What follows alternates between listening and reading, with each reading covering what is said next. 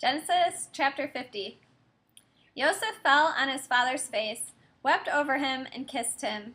Then Joseph ordered the physicians in his service to embalm his father. So the physicians embalmed Israel. 40 days were spent at this, the normal amount of time for embalming. Then the Egyptians mourned for him 70 days.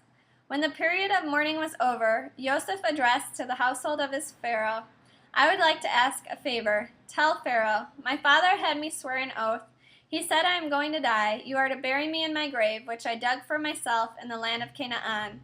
Therefore, I beg you, let me go up and bury my father. I will return." Pharaoh responded, "Go up and bury your father, as he made you swear." So Joseph went up to bury his father. With him went all Pharaoh's servants, the leaders of his household, and the leaders of the land of Egypt, along with the entire household of Joseph, his brothers, and his father's household. Only their little ones, their flocks and their cattle, did they leave in the land of Goshen.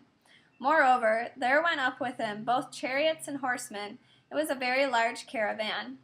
When they arrived at the threshing floor in Atad, beyond the Yarden, they raised a loud and bitter lamentation, mourning for his father 7 days. When the local inhabitants, the Canaanites, saw the mourning on the floor of Atad, they said, "How bitterly the Egyptians are mourning. This is why the place was given the name Abel Mitzrayim, mourning of Egypt, there beyond the Yarden." His sons did to him as he had ordered them to do. They carried him into the land of Canaan and buried him in the cave of the field of Machpelah, which Abraham had brought, along with the field, as a burial place belonging to him, from Ephron the Hittite by Mamre. Then, after burying his father, Joseph returned to Egypt, he, his brothers, and all who had gone up with him to bury his father. Realizing that their father was dead, Joseph's brothers said, "Joseph may hate us now and pay us back in full for all the suffering we caused him." So they sent a message to Joseph which said, "Your father gave this order before he died. Say to Joseph, I beg you now, please forgive your brother's crimes and wickedness in doing you harm. So now we beg of you, forgive the crime of the servants of the God of your father."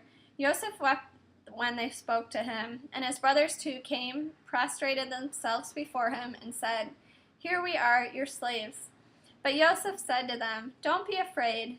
Am I in the place of God? You meant to do me harm, but God meant it for good, so that it would come about as it is today, with many people's lives being saved. So don't be afraid. I will provide for you and your little ones." In this way he comforted them, speaking kindly to them. Joseph continued living in Egypt, he and his father's household. Joseph lived 110 years. Joseph lived to see Ephraim's great-grandchildren, and the children of Manasseh's son, Machir, was born on Joseph's knees. Joseph said to his brothers, "I am dying, but God will surely remember you and bring you up out of this land to the land which he swore to Abraham, Yitzchak, and Yaakov." Then Joseph took an oath from the sons of Israel. "God will surely remember you, and you are to carry my bones up from here."